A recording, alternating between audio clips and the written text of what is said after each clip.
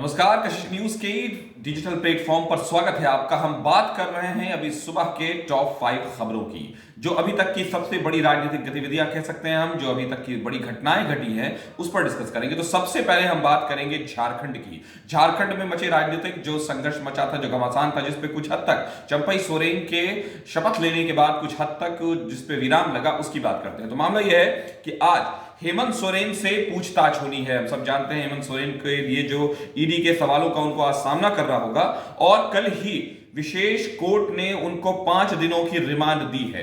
जो 31 जनवरी को हुई थी सोरेन की गिरफ्तारी, हम सब जानते हैं कि उनकी गिरफ्तारी के टाइम में जिस तरह का सिचुएशन बनाया जा रहा था और दिखलाया जा रहा था कि सोरेन ईडी के सामने उपस्थित नहीं हो रहे हैं, लेकिन मामला ऐसा नहीं था। वो खुद आए रांची और उन्होंने बापू की पुण्यतिथि के दिन बापू वाटिका में जाकर रांची में उन्होंने पूरी तरह से उनको अपना जो श्रद्धा सुमन है वो भी अर्पित किया, और उसके बाद विधायक दल की बैठक के साथ विधायकों के साथ उनकी तस्वीरें भी साझा की। तो मामला यह है कि जो पहली खबर है वो हेमंत सोरेन को लेकर है, और चंपई सोरेन अब नए मुख्यमंत्री बन चुके हैं। लेकिन हेमंत सोरेन की मुश्किलें जो है वो बढ़ती नजर आ रही है, चूंकि कल सुप्रीम कोर्ट ने भी जो उनके लिए जिन्होंने याचिका दी थी और चैलेंज किया था ईडी को, इस समन को और अपनी गिरफ्तारी को, उस पर कहा है कि आप पहले हाईकोर्ट जाइए। अब जो दूसरा है वो मामला है सरकार का, यानी झारखंड में जो नई चंपई सोरेन सरकार है उसका। मामला यह है कि झारखंड में सरकार बनने के बाद फ्लोर टेस्ट की तैयारी शुरू हो गई है। तो 5 तारीख को बहुमत साबित करेगी चंपई सोरेन सरकार। जो नई सरकार बनी है चंपई सोरेन सरकार की, महागठबंधन की सरकार के ये, या जेएमएम के जो बड़े वरिष्ठ नेता हैं, हेमंत सोरेन के फिलहाल अभी गद्दी छोड़ने के बाद चंपई सोरेन को मुख्यमंत्री बनाया गया। उन्होंने कल ही उनकी कहिए कि एक तरह से ताजपोशी हुई है, उन्होंने ओथ लिया है। उनके साथ आरजेडी के सत्यानंद भोक्ता और कांग्रेस के वरिष्ठ नेता आलमगीर आलम ने भी तो शपथ ली है। तो फ्लोर टेस्ट से पहले विधायकों को एकजुट रखने की कोशिश है। हैदराबाद शिफ्ट किए गए हैं महागठबंधन के विधायक, ये भी एक बड़ी खबर है कि हैदराबाद शिफ्ट कर दिया गया है महागठबंधन के विधायकों को।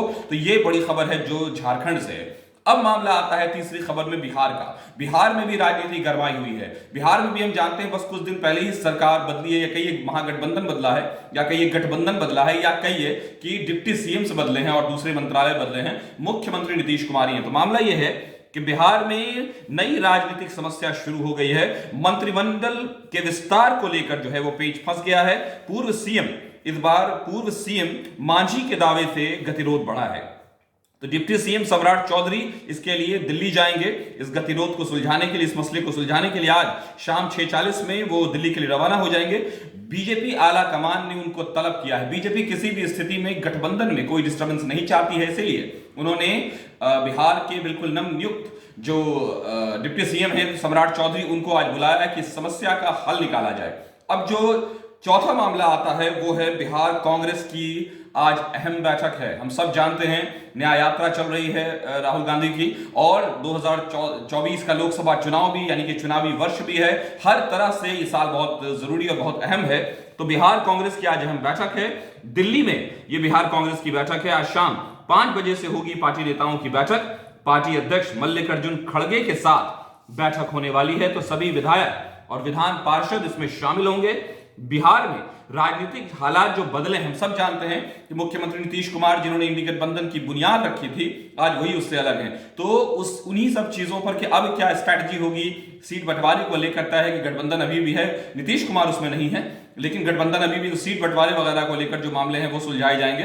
तो ये एक अहम बैठक आज होने वाली है बिहार कांग्रेस की दिल्ली में। मल्लिकार्जुन खड़गे भी उसमें मौजूद रहेंगे, उसके साथ जो विधायक हैं और जो पार्षद हैं वो सारे उसमें मौजूद रहेंगे। 5वीं जो बड़ी खबर है वो आ रही है प्रधानमंत्री नरेंद्र मोदी की। प्रधानमंत्री नरेंद्र मोदी के असम की 2 दिवसीय यात्रा की। तो प्रधानमंत्री नरेंद्र मोदी शनिवार को, यानी कल 2 दिवसीय दौरे पर, यानी आज वो असम पहुंचेंगे, और इस दौरान वो 11,599 करोड़ रुपए की परियोजनाओं का उद्घाटन और शिलान्यास करेंगे। राज्य के मुख्यमंत्री हेमंत बिश्व शर्मा ने शुक्रवार को, यानी कल, ये जानकारी दी।